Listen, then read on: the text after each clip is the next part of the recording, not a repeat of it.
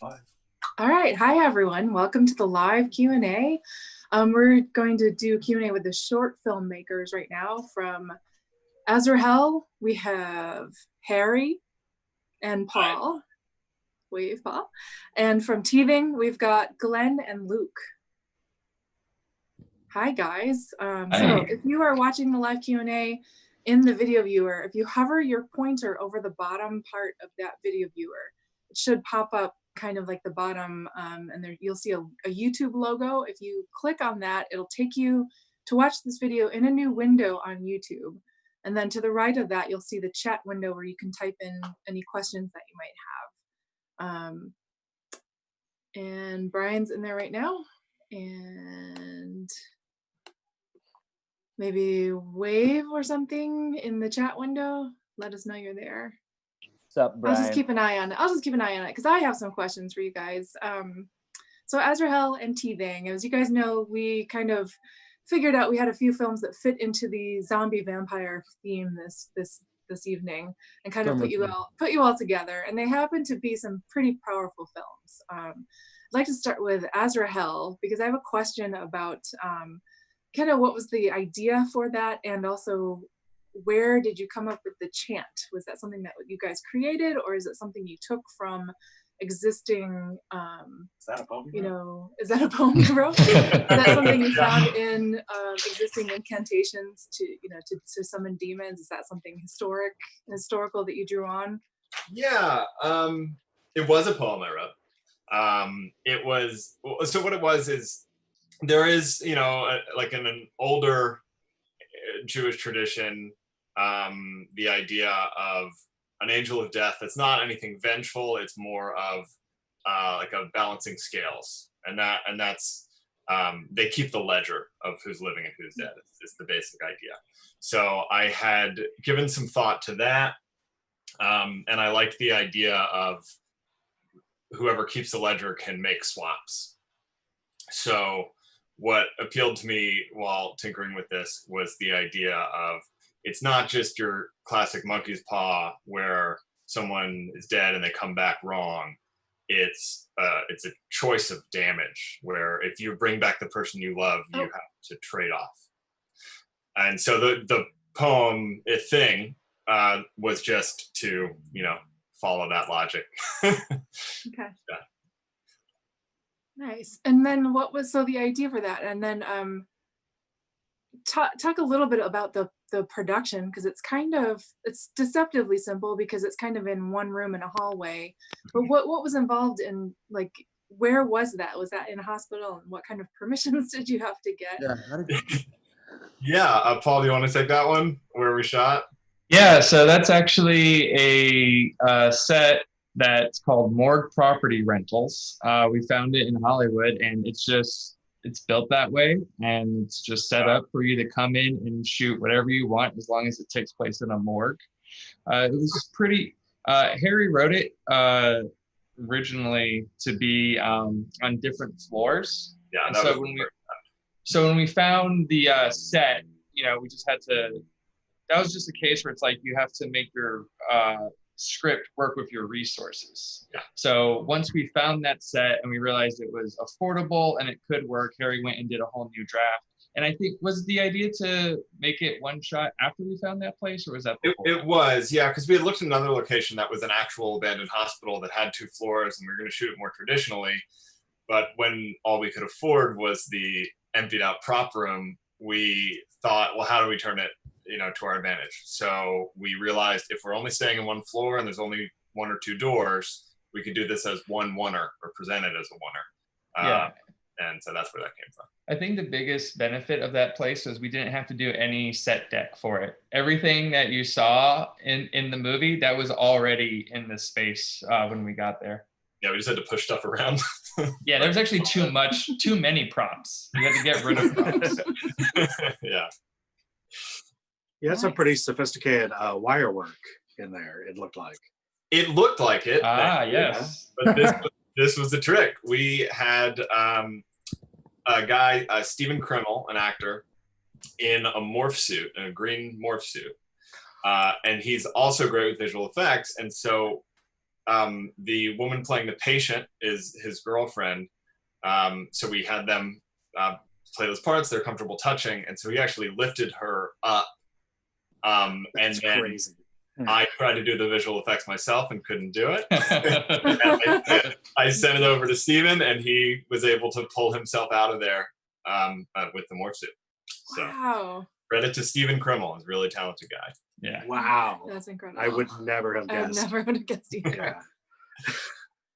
Nice. Um, And nice. the hard part was getting it's a linoleum floor, and what we almost missed was you can see his green ankles in the linoleum floor, but we were able to get it out. That's very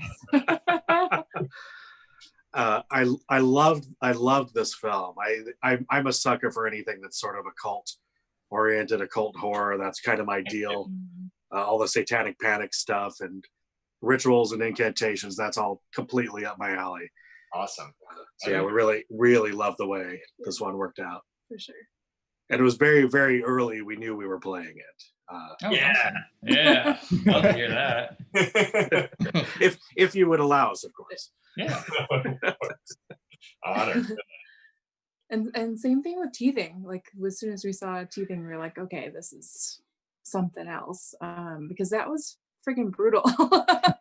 Really is. In the chat window, Daniel Webb and Michael Hitchcock both said awesome films.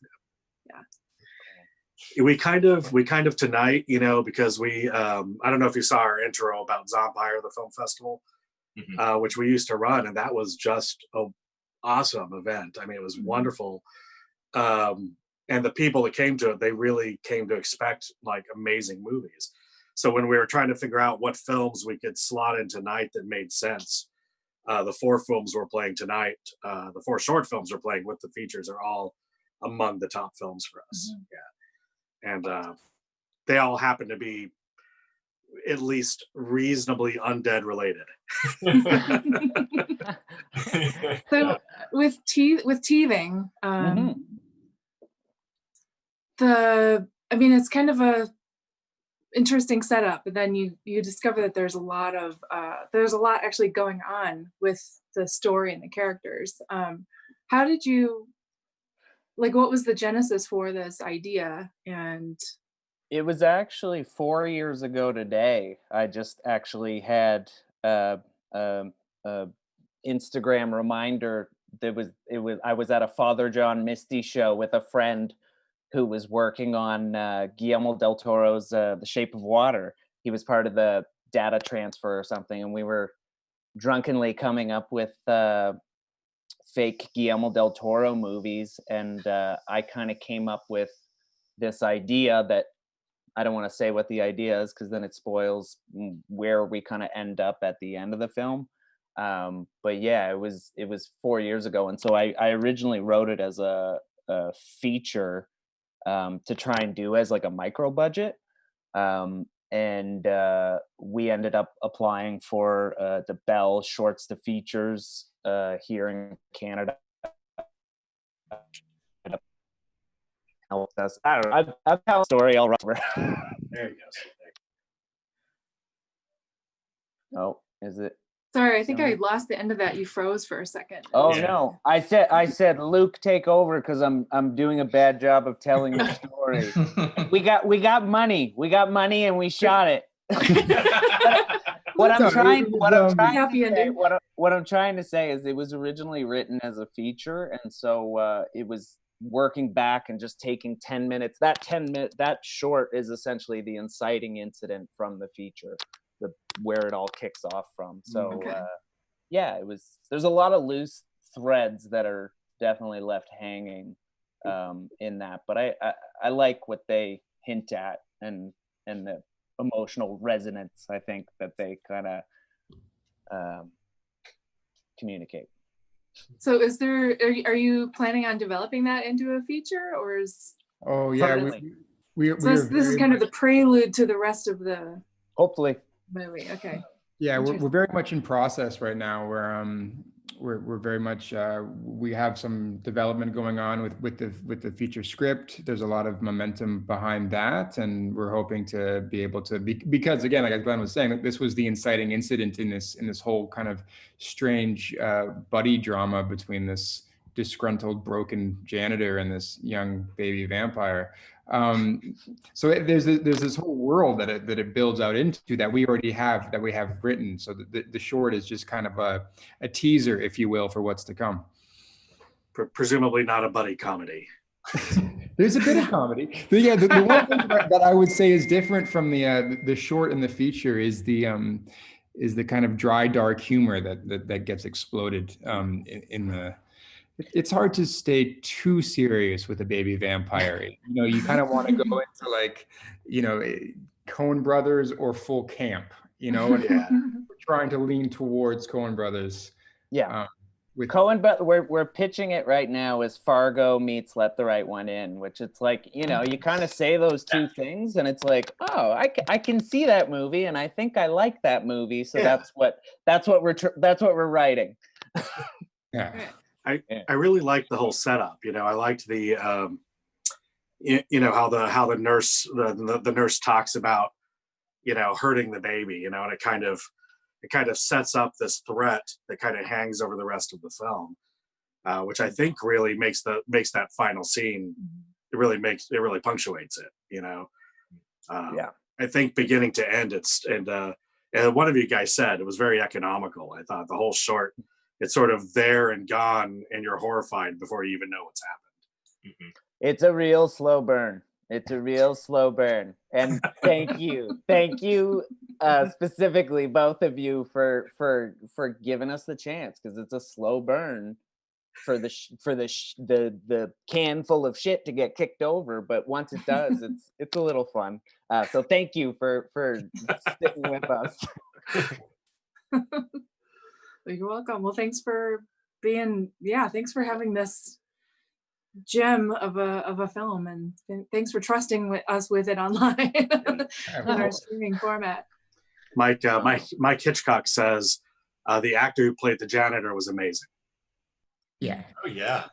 What was cool for me was when Glenn came to me with Teething, he had this actor in mind, and you know, for a tiny budget short, you know, we're playing with very few resources, and we're trying to be economical as possible. This actor lived several provinces away, but he wanted to be in this short so bad, and Glenn had written it for him, that he was like, all right, fine, I'll ride my motorcycle across half the country just to be in your short film. And like, why not? And I was like, as the producer, I'm like, no, man, we can't bring this guy in. This is impossible. Like, there's a lot of good actors in Toronto. We'll find somebody.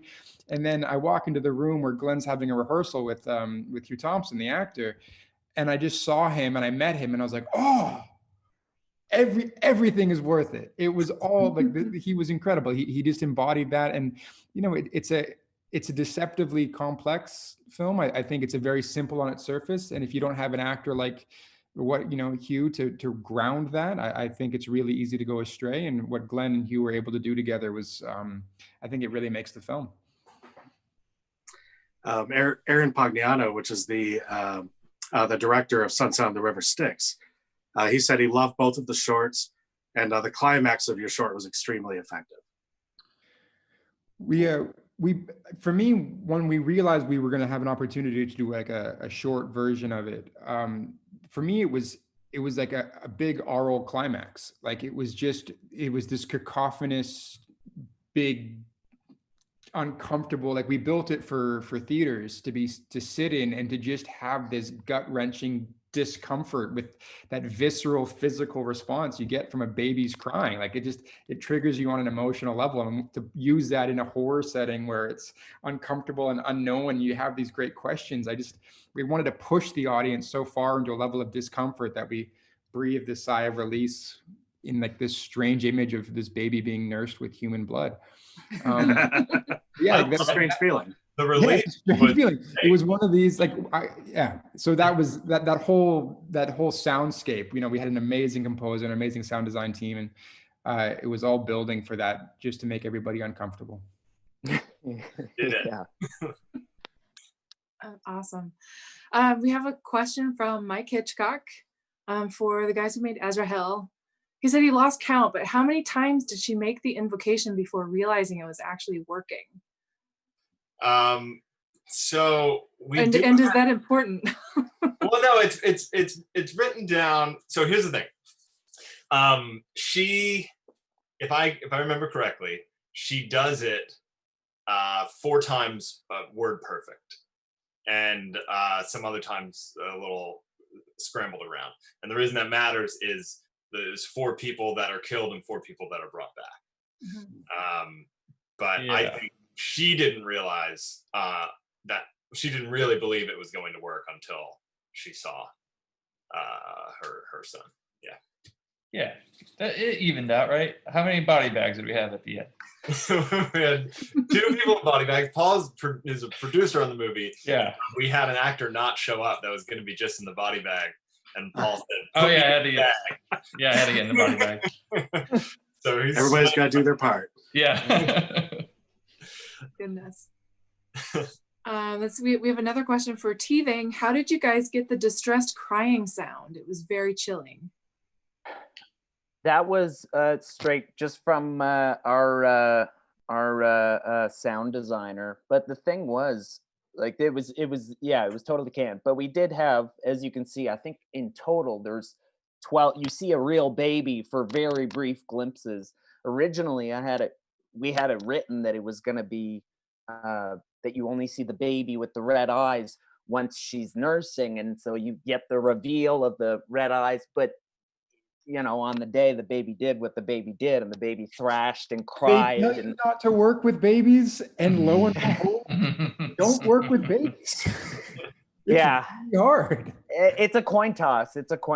And we knew that going in there. But it was like when the baby was losing her mind, it was just like, okay, I got to go with option B. And then in the edit, I'm really happy with the way it worked out. She kind of was like, she's our Jaws shark, like she didn't work. That's cool.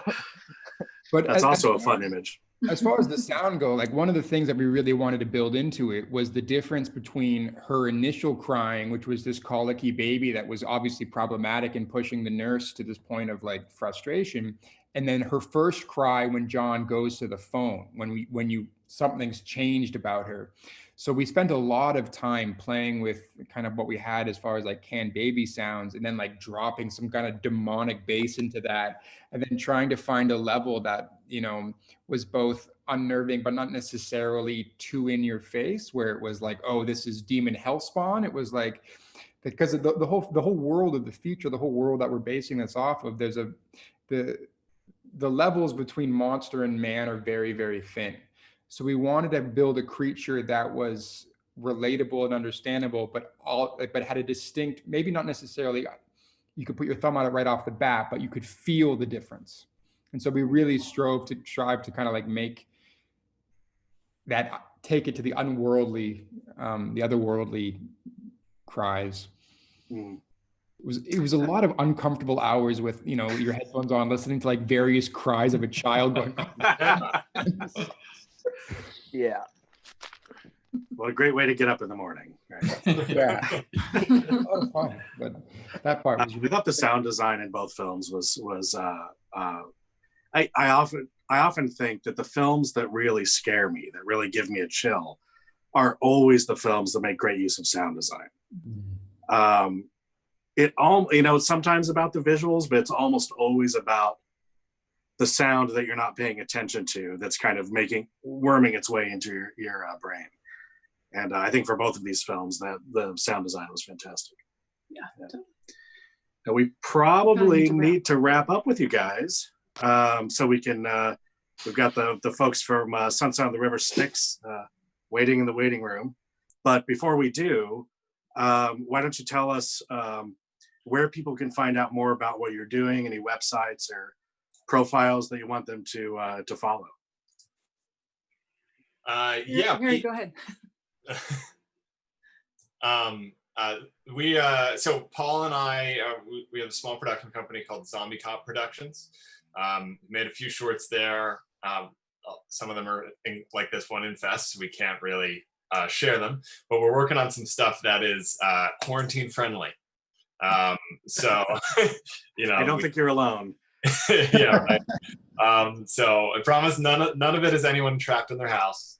It's not, and they're not about being in a quarantine. They're just stuff that we can shoot at home. Yeah. Yeah, you can Bring check it out back our around. Vimeo. It's Zombie Cop Productions. Yep. The best way to check us out. Yeah, for Teething, this was our world premiere, so we're just getting started. This is our first exposure to any audience, which has been really exciting for us. I mean, like Glenn, my producing partner Chantel, I mean, we've been so excited to start sharing the story. So this is the beginning of the journey for us. So if you want to, pretty much on Instagram at Teething Short at Instagram, and just feel free to shoot us a message or ask questions or just follow along, because yeah, the journey's just beginning for us, and we've got a pretty exciting news coming down the pipe with the feature, and it's an interesting journey we're starting on. Awesome. Yeah, we're so pleased that you trusted us with your world premiere, and Yeah. we're so sorry that we can't bring you up here to Portland. Yeah, that you can't be here to be a part of it. Pesky pandemic, am I right? And it's it's beautiful today too. It's blue skies, It was like 75 degrees. Yeah, my best Amazing friend day. moved to Portland, and I was like so excited to be like a movie and friend. It was just like horror films and drinking, and it was just all going to come together. But another year for sure. Another year.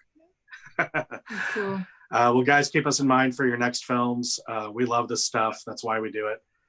And thanks for being here with us. Thank you so much. Thank you so much for having us. guys. Ew. Honored to be a part. Bye. Have a good night. Yeah. Yeah. Bye. See you guys. Oh, Doomed Requiem. Clap, Thank clap, you. clap, clap. All right, thanks, guys. Thank you very much. See you guys. I meant to ask Glenn if he was okay. It looked like he was trapped in a basement somewhere. Just letting everybody else in. Yeah. I was gonna say maybe flip the Okay. transition screen so we can orient them. Okay. We'll be right back. You're all be gone. Okay. I'll say it in the chat one.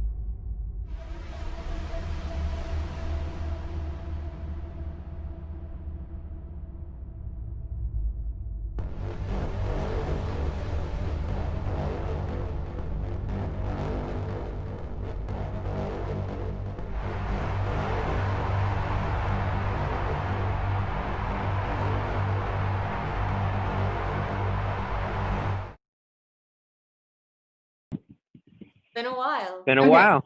Yeah. We're back. We're back live Q&A with the folks from Sunset on the River Styx.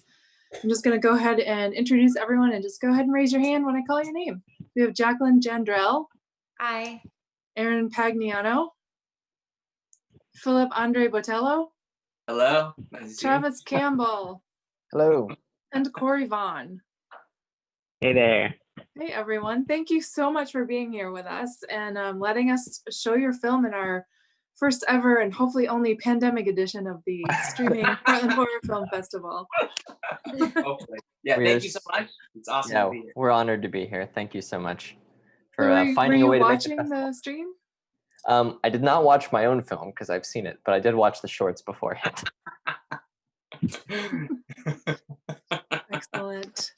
So Aaron, is this your first feature film? It is, yes. And you wrote and directed. Correct. Okay.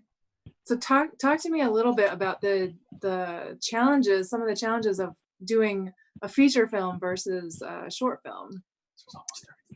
Yeah, wildly different beasts, obviously. I felt like what's interesting is I'd done a few like small shorts and stuff. Obviously, I did a bunch of shorts in college, and then I did a little bit afterward. But this feature, we actually started way before any of my shorts that have like done well on the festival circuits or anything. So I actually dove right into features after only a few shorts. It's obviously a much larger beast, but I think it's sort of generated between myself and my producer Travis. And yeah, we both definitely live our lives like we could get hit by a bus tomorrow. I don't want to make a movie. Yeah, we should make a movie. All right, well, we actually have a question from Mike Hitchcock. I think this is for you guys. The editing. He wants to know how was all the editing put together, and I think what he's referring to is maybe the end scene where time is sort of disjointed. Right, the third And he act. wants to know, was it storyboarded intensely, or was it more of like you had an idea of what you wanted and got enough shots to put it all together? Like how much of that was planned and how much of it was happy? Very accident? much in the script. Yeah, I love this question That's a because great like question. yeah, like most things in life, it was very much a combination of many things. But we did very rigorously storyboard that whole like final sequence. I wrote like very intensive notes, as the actors can attest, in the script essentially on how that was going to work. So for the most part, it was planned because we really shot to edit a lot. I didn't want to have just like a massive amount of footage. I had to figure out how it went together. So I really wanted each shot, each scene to flow into the next during the whole third act. And so that was pretty rigorously planned. What was great was when I got into the editing room with my editor, Michael Felker, he put together the rough cut according to the script, and it actually flowed so well that it wasn't as jarring and like distressing as I wanted it to be. It was actually a little bit too smooth. Everything was match cutted. Everything was camera transitions. And so he and I decided, okay, well, actually, we should jumble it up a little bit more so that this is more chaotic. And so at that point, we started pulling things from other places and adding in a lot more effects to make that whole third act a lot more chaotic, to fully immerse you more in the mindsets of the lead characters. Aaron, can I tell them about the reference note in your script? Sure. Can I tell them? Okay, so this is great because as an actor in the script, and I hadn't read a script like this. This is why Aaron is so amazing. And Jackie, you can tell me about this too. But he, when he described it, he would say like characters jumping through time or moving through the space. And he had a little reference note in a clip of like a reference. He said, click on this to see what I mean. And I would click on something and it maybe for a certain scene, it was like a clip of like a certain anime. But as the actor, it just made it so much clearer. And also, I want to say, when he did write the script, he had like some reference notes about music. So he would say, which is interesting. He would say, for this scene, play this song, and this is what I think the mood is. It was really immersive. I remember being at my house and reading it and getting a very clear idea of what he was trying to accomplish with those notes. It was almost like a like a how-to in the script process. It was great. It was great. I loved it. So yeah. It's like a little window into Aaron's mind as he was writing the script. That was the goal. I knew that so much of it was like very abstract that I knew I should probably include more specific notes because I wanted. It's all collaboration to me. I don't really love the autorial vision of the singular filmmaker who made the film, and so I really wanted everyone to feel as on board as possible, so they weren't just trusting whatever I said on set, but also understood what the end goal was. He's being modest. It's in his brain. He did it. He's a maestro. We were on set. He was doing techniques I have never heard of. I've done like a bunch of films, but listen, there's a monitor and I'm watching playback, and he put like a piece of paper over the monitor, and it was a still frame of me, and he took a pencil and started sketching out the outline of it. I didn't know what he was doing, but he was like, "We're gonna match this for the next frame." So yeah, sorry, I didn't mean if that's a secret, I gave it away. No, it's fine. There are honestly much more advanced ways to do that, but I just drew it. I mean, that's great. Like all the scenes where he's like standing in line at the store, and it's just like the background's changing behind him. It really does look like he's just standing there, and you've changed out everything in the background. So really nicely done. It really conveys a sense of that kind of like everything's the same except, I'm the same. Like it's just meaningless. It happens so often it becomes meaningless. Thank you. Let's see. I'm looking at the chat window, and Doomed Requiem asks, what was the inspiration behind the vampire or vampire-esque beings having nearly uncontrollable clairvoyance? Great question. I like that. I would love to, if anyone has any recollections of specifically what I told you about what the experience was like. I mean, I'm looking at Corey specifically because you were the, head vampire. But I sort of like spend a lot of time thinking about fatalism and like, if predestined futures, and the idea that if the future is predestined, so is the past. And I kind of thought it was interesting to explore the idea of what if there's a version of immortality, like, or rather, if you could experience your whole life all the time at once, and you could sort of like over time learn to control how to jump between different points in time. There was no Back to the Future element because it's all predestined, so you can't change anything. Isn't that like kind of a version of immortality? Not that you live forever, just that you always live now, if that makes any sense. And so I kind of wanted to explore that.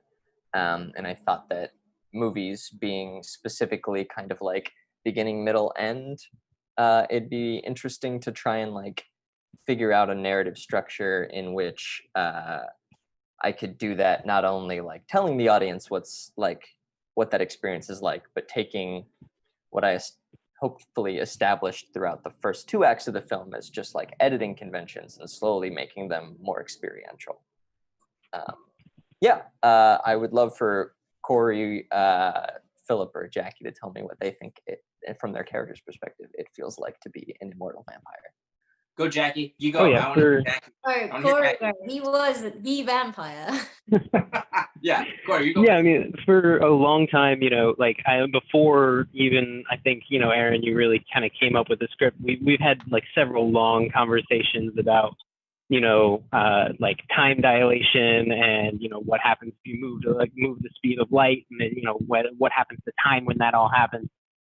So I think like when you first kind of came to me with the initial draft, or like this is what I want to do, I didn't even really think about the time, the time aspect and being, this clairvoyance, because it was like, oh yeah, I know what that is, right? But watching, the film develop and like actually getting the final script, I think that it was like a really, I started to see, through the storytelling elements, how you were like explaining that and how it was going to appear to the audience. And it just really, it clicked in my head in a way that I think that I hadn't even like considered, but it's, it is definitely a concept that, consumes me a lot. It's a little mind bending. You got to kind of look over it a couple times and say, well, wait, but what are the repercussions of this? But I think that that's one of the really cool things about the movie is that you kind of step away from it and you still have all of these questions. You say like, not necessarily about the plot, but just about, the world and the physics of it, which I think is really cool. Trying to, like portray that, I think was a little bit difficult, at times, but, I think that one of the main things was being able to like recognize that, there are certain aspects of the character that aren't necessarily portrayed on on the screen at any given point. There was a lot of conversations like, wait, don't I already know that? And I had to sort of sit back and say, well, no, that's going to be revealed later. But yeah, no, that was really cool. I loved it from the moment I saw it, to be honest. Yeah, I just remembered that before we started production, I sent you several essays about theoretical physics and assigned you a book to read. Yeah. I didn't send you though because your character was confused about it, so you didn't. So we're gonna make this vampire movie, but read this physics book. Yeah. Oh, there was a lot of that. Yeah. Philip and Jackie, I definitely sent you guys a lot of music. Yeah, go Jackie. What did you like, Jackie? That Aaron sent you. I'll go after you. Go. I think I got some music, but I'm trying to think of what the references were. I know you originally referenced like Requiem for a Dream for how that you wanted the montage sequence to kind of play out.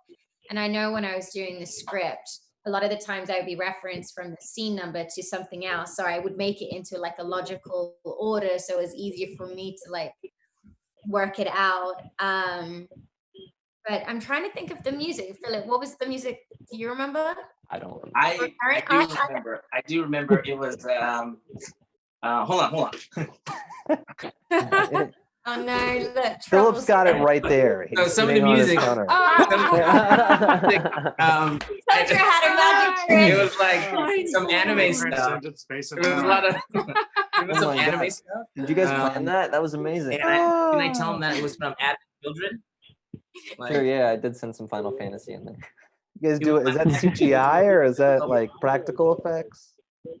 But yeah, it was helpful for me as the actor because I could get a sense of like exactly what you were doing. And I think even whilst I was reading the script, I was like, I think texting or emailing you going, oh my God, this is amazing. Like are you really going to try to do this in camera? You were, and I was texting you back, finish the script. So wait, how are we going to do this, man? Am I jumping? Yeah. So sorry, I stole your friend. You're fine. We're friends in real life. Sometimes. Yeah. He lives down the road. That's why we're here. We're not friends in real life. One of the things our audience that's been coming for a few years will not be surprised when I say that this movie is exactly up my alley. Like it's I love it. Like the first time I saw, are you familiar with the anime Neon Genesis Evangelion? Yes. Yeah. Like the first time I saw that and I went, well, wait a minute. This is about giant fighting robots, but it's about a lot more than giant fighting robots. It's really about the nature of humanity and existence and time and space. And that really blew the top of my head off. And I love films that aren't afraid to sort of transcend into those sorts of subjects, even when they're dealing with genres or topics that we're very familiar with, like a vampire movie. So I really love the way that was all wrapped together. For the first 30 minutes, I was like, something is happening here, but I'm not sure what. Thank you for saying that, because that's exactly how I felt when I didn't even read the script. When I auditioned, he sent me a scene, and I think it was the hallway scene when Jackie's character breaks up with me. And that's what initially got me interested in the project, because I think it was maybe 4 pages, but it felt very authentic and very real. And I don't want to, I mean, Eric can talk about that if you want. I won't say what it's from, but I just remember exactly what you said. And I think you brought that up. I remember saying, I don't know exactly what's going on, but I feel like it's something that I can like connect to on a human level, and it's very like I can feel it. That's very palpable.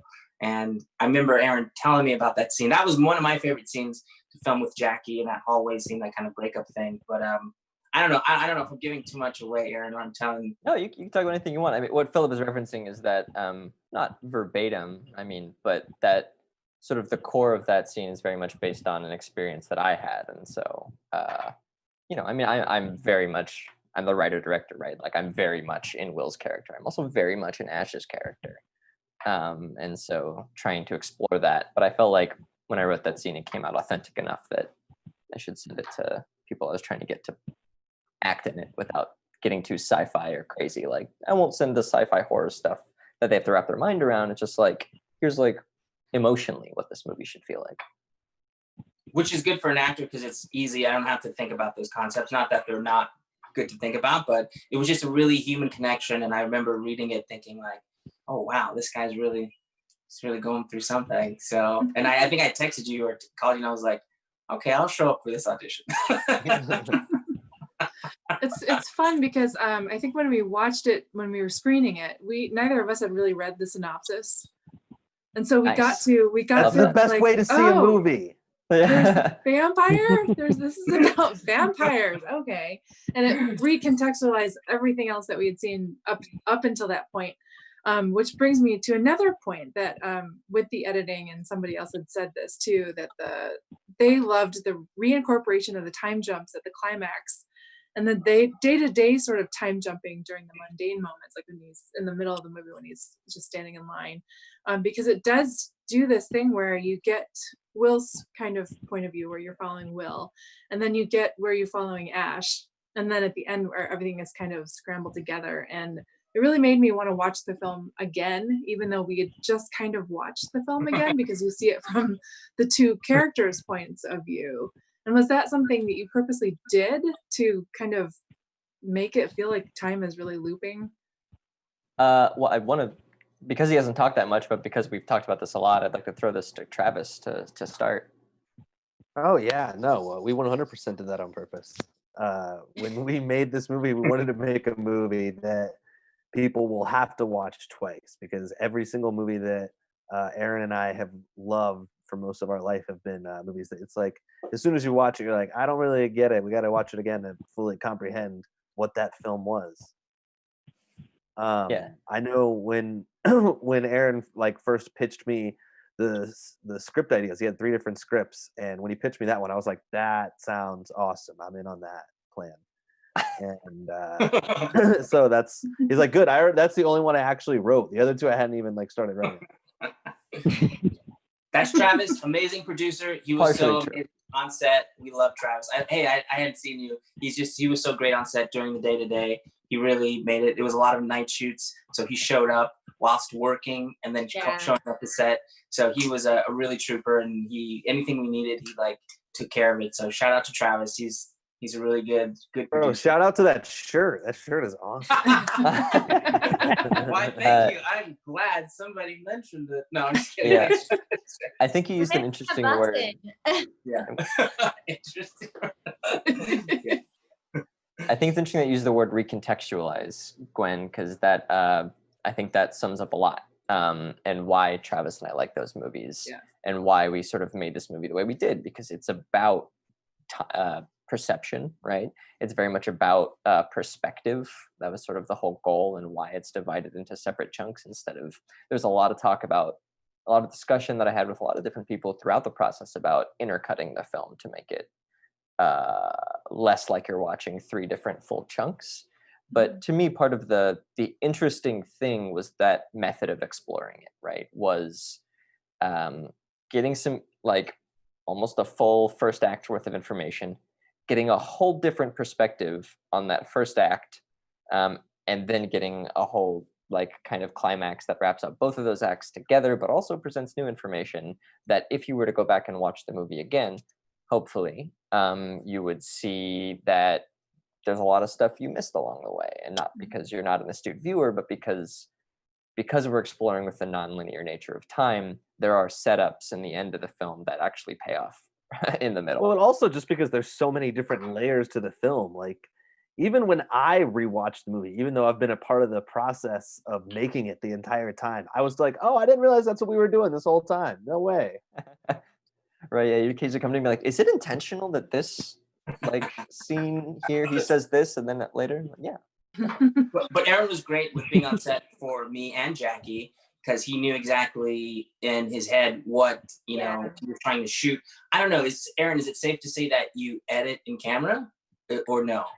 Yeah, like I said before, like I think that, you know, the final script is of course written in editing, but I definitely prefer editing in camera. I don't like the spray and pray method of like shooting coverage and then making it later, because I think editing is part of the art of film. It's not how you make a film better, it's like how you conceive of one. And so yeah, there's a lot of shooting to edit and making a lot of very confident decisions that fortunately mostly paid off. No, and they did, and I don't, and it's good for the actor. I don't know, Jackie, you can talk about it too, but it was good for me because you can get from day to day, from scene to scene. We didn't shoot in sequence, but Aaron knew exactly what was happening. I would see him sometimes too at like lunch, and he was like processing, and like, okay, we're in this and this and this, but he always knew where we were in terms of like space and time, and I was jumping around, and I think there was a couple scenes like the gas station scene, right, Jackie? When you show up and, you know, you remember that? You got shot. Yeah. But so for me, I'm running just before it. I can't run on film. Is what we discovered. Terminator run. I forgot about the Terminator run. You were straight T-1000. I made a joke about it literally just before, being like, watch this, I know how to run. And then I was mocking the Terminator, then I looked at playback and I was like, oh my god, what am I doing with my arms? And it looks like I run like this. Anyway, that's sidetracked. Straight T2. Yeah. You have to keep your arms up. It looks normal. On a side note, we were very happy when we saw Jackie in the film. That scene from We Got a Monkey's Paw, where she sits up on the couch and says, "We got a monkey's paw." Like, that is just one of our favorite moments in film. We love that moment. God, thank you. When that wish is made, right? When it's, I wish you were more excited about this. We actually filmed it here downstairs, and we have white walls. And Aaron was like, "We're gonna wallpaper your apartment," and I was like, "It can come off, right?" And it was fine, but yeah. So we did. But anyway, different movie. Very nice. So we have another question in the chat. You wouldn't happen to have been inspired by the French film "He Loves Me, He Loves Me Not," and with regards to the different perspectives in the story. Have you seen that film? No, I have not actually, but I'll edit. Put that down. I feel like there's a lot of films out there that kind of do that. One of my favorites. One that came to mind was like Mulholland Drive. Yeah, we were talking about, and that's another one that we watched, I think, twice in a row, like right in a row. Yeah, I'm actually pretty sure when I finished Mulholland Drive, it was like 2 a.m. Years ago, and I was like, well, I guess I gotta do this again. I just like rewound it, rewound that VHS that I borrowed from a friend. That's fine. Someone else said, Tim Blau said, I was impressed with your locations as well as the use of the bus. And how did you pull that off? Whoa, great job, everyone. That's a great question. So the bus was a whole thing. I got to drive a little bit of the bus.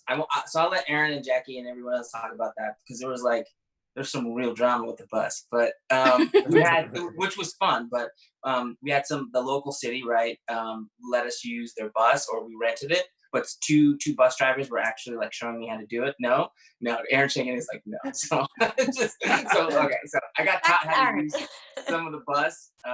But it was great because on one of the days we were on a process trailer, and we're in a bus, and the bus, and you're shooting a film, you can't put the AC on because it ruins the sound.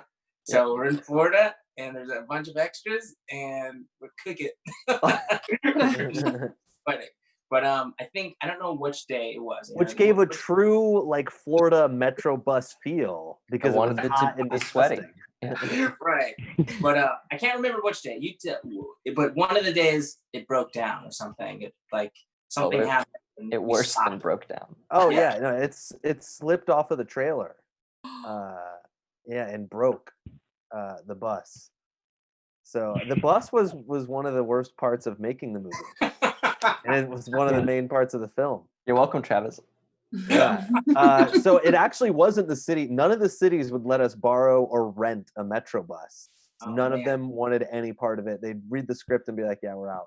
We were lucky that one of the metro stations let us use their like back parking lot as long as we didn't have their logo in any of the shots. Oh, yeah, I remember So that. we were allowed to film there like all of 2 days. And then there's a place out by Disney World that bought a bunch of old Orlando metro buses that would ride around town from the city, and then they use them to take people from hotels to Disney World. And hotels just pay like a service, and then whenever they have a customer stay, they ask them if they have tickets to Disney, and this dude sends it by. So we rented a bus from him. And that was fun because we had this other company that told us they could totally carry a bus with their trailer, and they weren't able to. But good sign of a director. Good sign of also, I don't know if anyone's watching, for an actor, you want to work with somebody as a director who, when that happens, they don't freak out and they don't lose their cool. So I Aaron, actually didn't know anything was going Fail on. upward. And everything was good. I was just in a holding. I didn't know anything was happening. Yeah. that's a sign, because you know that sometimes actors can be a lot, and if you start to tell them about the days, because my character is going through stuff, and so is Ash. But if you start involving them sometimes in those day-to-days, it can just get us out of it. And Aaron was cool. I could see that something was going on, but he was really cool about. It's like I'm gonna deal with it. So, and I know it was tough. So hats off to Aaron. That's a sign of a good director.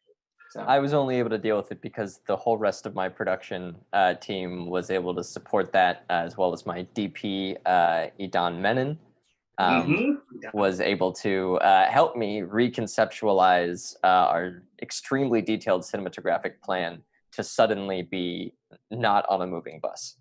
But yeah, I mean, not to harp on that too much, I would say advice for any first-time filmmakers, something like, I would say the whole reason this was even able to get made is because this was spawned by a question about locations.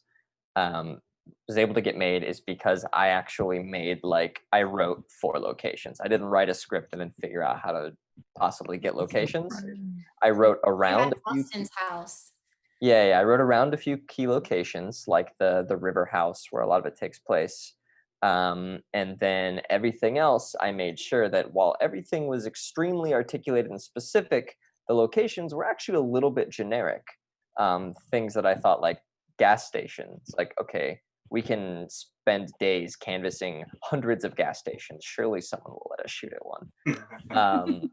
Things like that, things that were able to sort of move around, and locations that could double for each other. The major exception to that was the bus. And of course, that ended up being the intense challenge, but that was all thanks to Travis Campbell, and I believe our other producer Jesse Zhu may have had a hand in making that ultimately work out and get us the bus. And then, without launching into a gigantic diatribe, it was raining the 3rd day of shooting on the bus. We had the bus for 3 days. It was raining on day 3, which was okay. It seemed like a cool thing because, like, well, we're inside the bus all day. It rains in Florida. We're not like picking up a bunch of shots like that have to be other places. Like, it can just be raining outside, and that's fine. What we didn't anticipate is when they were trying to load the bus onto the process trailer, it was so slippery that the bus then fell back off of the process trailer and busted up the entire underside of the bus. It was undrivable. The bumper got destroyed, all the stuff. And so fortunately, the company with the trailer, I think that there was a conversation with them in production, was ultimately conceded on the day that it was their fault, right? And so that they would cover damages. So our bus owner was cooled down after. He was extremely mad, but then we calmed him down, like, you know what, the damages are going to be covered. we are still paying you for the day. Can we shoot on the bus? And so we green screened all the windows in the rain, and we just shot in the bus in the rain. And Wow. I think we did a good enough job that if you go back, you cannot tell which bus shots are green screened. I think gonna that is look. true as Yeah, well. we know. Yeah, Now I love everyone's hearing. gonna look and tell me that Yeah, they I love hearing spotted it. those things because you never hear those about, you know, the day-to-days. And it's interesting because you're here, we all showing up in this project because we love it, and then this obstacle happens, and you can either like step up to the plate and you can say, okay, well, what can we do? Or you can just fold and say, let's come back tomorrow. And Aaron was very much game, and you know, I remember seeing you standing out in the rain and like, you know, prepping your head. And I just went to craft services, but I remember thinking like, okay, we're gonna get through it. And you know, Aaron devised a way with his team, and that's someone you want to work for and with. So yeah, I love hearing stories like that. So, so with all the location work you did, you didn't have to steal any shots, I guess. That's not true. Yeah, no, No? we stole, stole a couple shots here in Any LA, notable sold ones in there? some back in Florida. Yeah, Travis, I mean, you can talk to that a little bit. We definitely guerrillaed a few things. Yeah, we didn't really. We had a lot of permits, you know, like most permits, and I don't know. So Florida's just so weird because like nobody really knows about production down there. So, like, if police came by, they wouldn't ask to see a permit or insurance or anything. They'd just be like, "What kind of movie you making? That sounds cool. You guys are making a movie. Can we take a picture with you? All right, we're out of here." Just like so different than filming in LA. And a lot of places, you know, were cool with us just shooting there as long as we shot at night. And luckily the script was written to be shot at night. So we would come in when a business would close at 9 or 10 o'clock. They'd pay like one employee to stick around all night. We'd shoot till they'd open at 7 in the morning and bounce out of there at 8 in the morning. So it helped us save a lot of money on locations. There's So a scene Brent- where Will's stumbling through the crowd, and all those Yeah. people. That's just St. Pete. It was a busy. That's St. Pete on Cinco de Mayo, by the way. Yeah. Yeah. Saturday night. So shout out to all the people at St. Pete. They're really cool. Some of the people were screaming at the camera, but they just kind of let me. I literally like fell onto normal people, and they went with it. And Yeah, a lot of extras.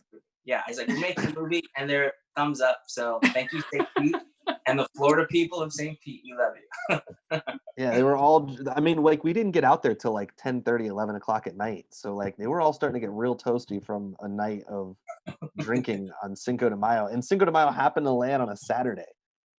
So Yeah. like, yeah, people started strolling into the bars at noon drinking margaritas and like, it's so funny because Aaron and I and the other producers were so like focused on making the movie that we didn't even think about Cinco de Mayo. Like all of a sudden we show up on Saturday and like everybody's partying and I'm like, oh my God, it's Cinco de Mayo. Like, how did I not think of If you that? look closely when we're on the streets of St. Pete at night, there's a lot of sombreros in the background. Yeah. Nice. There's a lot of fun stories. I don't know if you guys have seen that Larry Cohen documentary about when he was making like Q the Winged Serpent, about all the real people on the street who just thought, you know, machine guns were being fired. And Oh my it's gosh. like, I forget what the documentary's name, but it's very illuminating about the way Larry Cohen made his movies. Yeah, That's Indeed. fun. I'll look it up. So we have one I think one last question from the chat window. Brendan Swagger asks, what was the biggest inspiration for the way death is approached as a theme in the film? Ooh, that's a. And I would be interested Whoa. to know, like, from each of you, like Jackie, your quick final character, question. and Philip, your character, how you think that they handle that as well. That's a Go, good Jackie, question. you first. Yeah, do you want to start? In some ways, I felt like Ash wasn't scared of death because I think she was so come to terms with her life being so mundane in some ways that and I don't know. I'm trying to mull it over. Maybe ask someone else, and I'll keep thinking. But yeah, come back to me in a second. I'm gonna like try and better articulate it. I'm thinking. I'm thinking. Well, that's a really great question. Wow, that's Aaron. You thinking? So I know that Aaron has it mapped out for me. For me as Will playing him, I know that he is living. He's having a hard time connecting with people, and death is definitely on his mind. For me as the actor, I think for me and the choice I made, I didn't really say anything, but when he shows up to the party to meet Ash, essentially is conceding that he's going to take his life with her. But I think maybe for me, there was a hope in there that he just might like get her and they could maybe take off. I know that's not with Aaron, but for me as the actor, I'm showing up for her. And, if we do have to die, it would be good together, but maybe we could get a burger instead. But I think that comes through for sure. Yeah. Yeah, I also think the same thing. Yeah, so I don't know but for me that's it was and it was powerful because I just relate to that scene, and just on a human level, just the connection of loving somebody so much and wanting to just be wherever they are, even if it could possibly be demise. So that's all I'm going to say about that. So go on, Aaron or Jackie. Yeah. Jackie, how you feeling? Ready to come back to you? I mean, for me, I just felt like she was willing to trying something new. So I don't think for Ash, I never thought of it as a doomsday. I thought she kind of looked forward to it to kind of escape from, the haunting of her, like what happened with her sister and feeling the guilt of that. So I think she kind of welcomed it in some ways and wanted Will to be a part of this experience because their day-to-day life wasn't how they imagined it to be in some ways. I don't know if that's making any sense. Yeah, sure. I think I kind of got to that there was an element of like the mental illness. Like it's not really overtly explored, but there's a scene where Ash is taking medication and Will is like, why do you take, maybe you don't need that. And I was like, oh my God. Oh, Rec. Yeah. Who've never dealt with mental illness, like don't get, like some people just do need their meds. But is that ever talked about, like specifically what she's taking, what medication she's taking and what it's for? No, it's not. I specifically left that fairly ambiguous. I didn't want it to be Prozac on the pills and things like that in Yeah, the drawer. yeah. Oh, well, that's Will's drawer. Never mind. I didn't want it to be extremely. I didn't want that to overtake the narrative. I think that is an element of it. I was worried about, like, I was trying to explore these people in a human way. I was worried about further stigmatizing in some ways, like by making it about being like on antidepressants or antipsychotics, because it's really not about the medication they're on at all. That's just really in there because I was like, well, they do have these conditions. That was important to me to the character. And so this is, if we're talking about daily routines and we're talking about time loops, it's like taking the medication is part of it. And so that would be something that's just like factored into their constant routine. And then someone, they might resent that. They might be ambivalent to it. And someone like Rec might enter. And when he talks to Jackie about her medication, she's looking to him for some sort of an escape from the life that she feels trapped in. And Rec, not with good intention, recommends that she stops taking her meds to free herself and be more truly herself, because A, he doesn't get it at all, and B, he's also trying to make her more easily manipulated. Corey, you haven't talked in a while. I'd love to hear your thoughts on death. Yeah, no, I mean, I think that for Rec, just the way I envision it, I don't know if it's the same, but the way I envision Rec's opinion on death is, more dispassionate and utilitarian, right? Like death is a tool. It's something that, is a means to an end, specifically for his, I guess, species or whatever. he obviously has, like, I think probably his own, conflicts with death and mortality. But another thing about, just the enhanced, consciousness, I think that one thing that we talked about several times is that it's not just, what will happen and what's predetermined. It's also, every possible outcome or every possible, like version of reality that you could perceive it to be, right? So because of that, a lot of those I imagine are fairly nasty, not necessarily, good realities. So, being exposed to that, I think, was a big part of the way that I broached, the character, or tried to at least, with, it's just sort of desensitization. It's like, when you see every possible death from every possible reality, it sort of loses its meaning at that point. At that point, really the only thing that's important is what you can use it for. I think that's kind of the way that Rex saw it in my eyes. I really love that. There's that little moment in there when he's about to bite Jackie's character, and there's a vexation because he's got to like sterilize the surface, and I imagine that's part of the thought process is, right. Like we've got to take care of that, right? Yeah, it's very, very clinical, Yeah. Yeah, if I may, like, I guess, wrap up this question in that I've personally had a lot of struggles with depression through my life, and a lot of my close friends have. It's a very strange running theme that I have, like, I've just known so many people that have had extreme depression, like suicidal tendencies and thoughts. I've lost a lot of people personally in my life. And so I think trying to speak to that and recognizing that for some people, like, the death isn't as scary because the true horror is wondering, like, how you can keep going, right? Like, it doesn't seem like, oh man, how am I already 25? It's, oh my God, how am I only 25? How can I do this 3 more times? And like, someone could offer me an alternative to that. Like, that seems better than living in the life that I'm in. And so exploring that mindset in a fun vampire setting. Well done, Fabiano.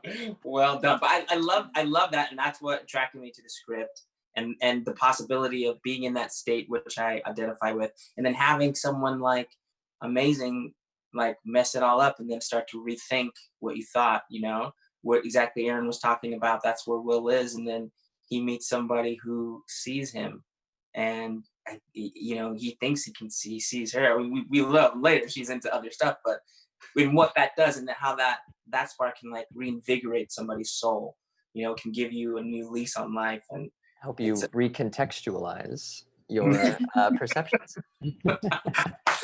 Well done, Fabiano. Well done. Word of the day. Bow on the end.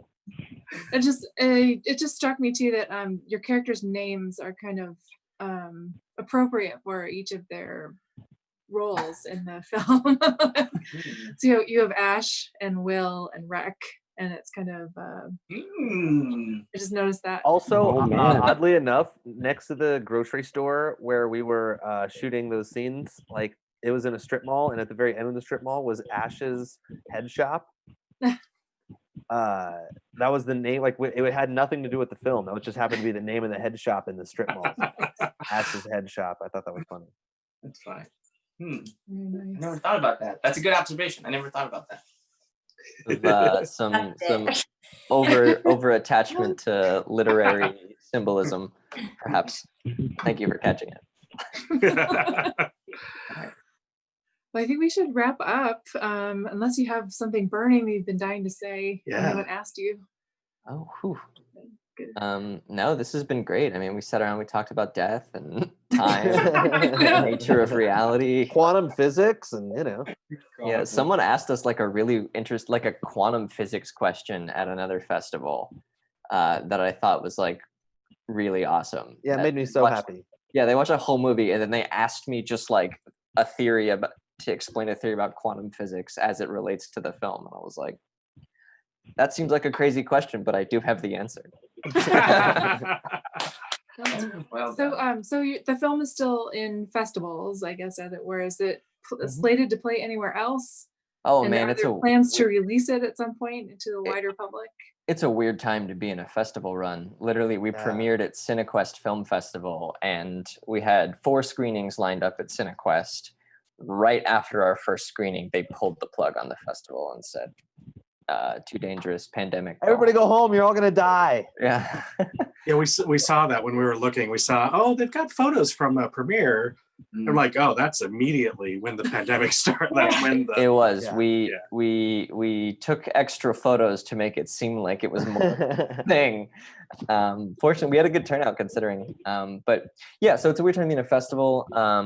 I went out to a couple of my other favorite festivals, like you guys. Truly, one of the best experiences I've had was last year when I actually came up to Portland.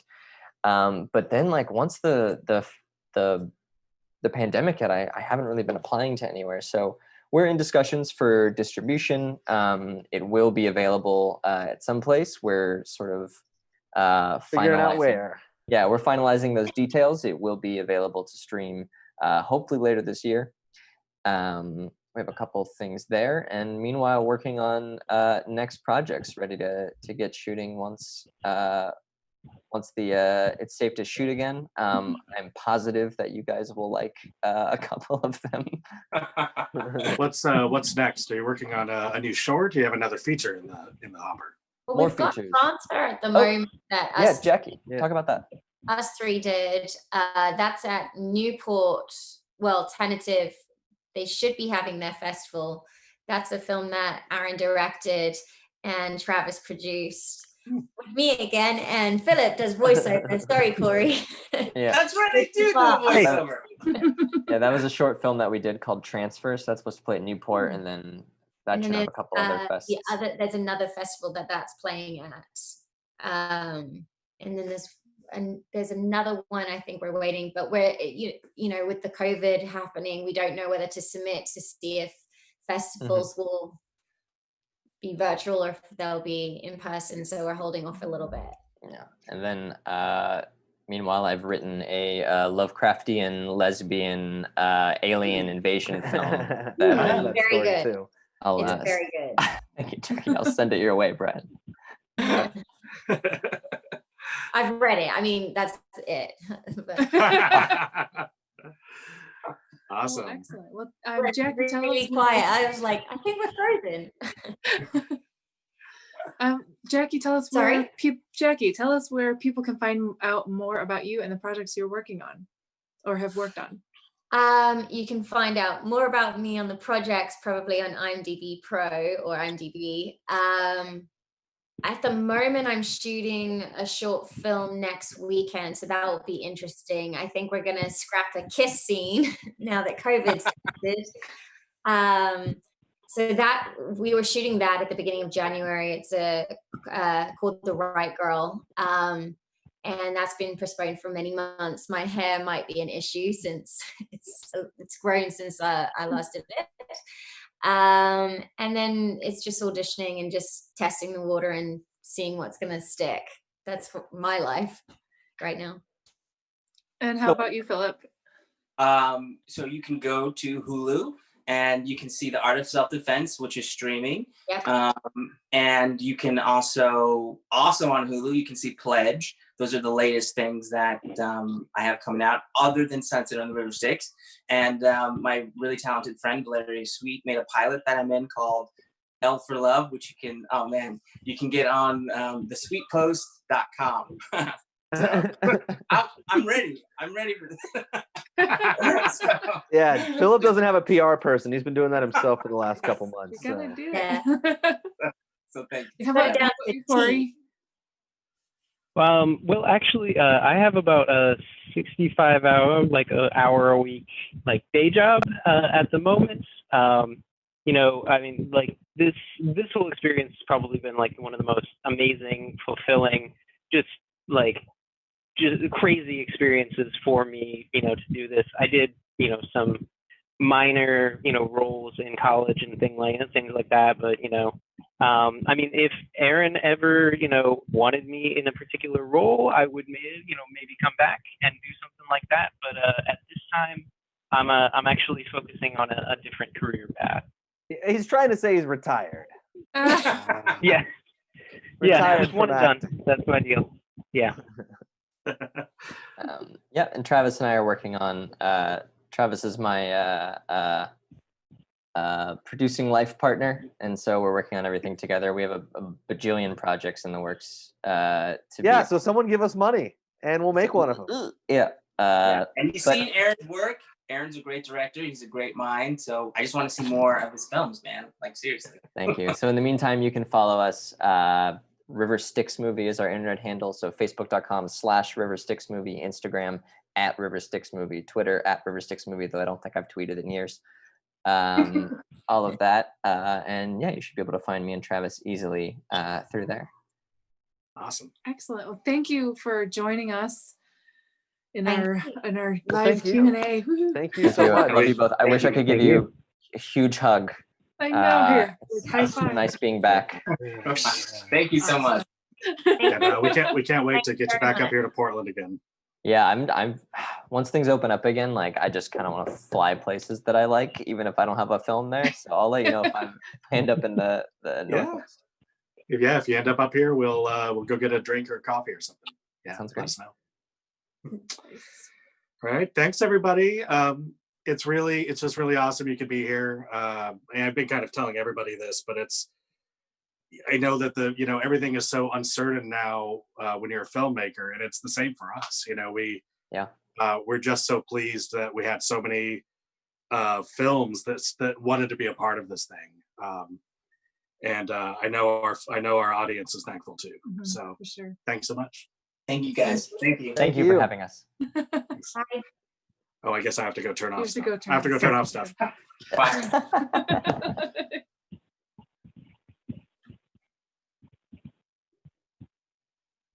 Are we not streaming anymore?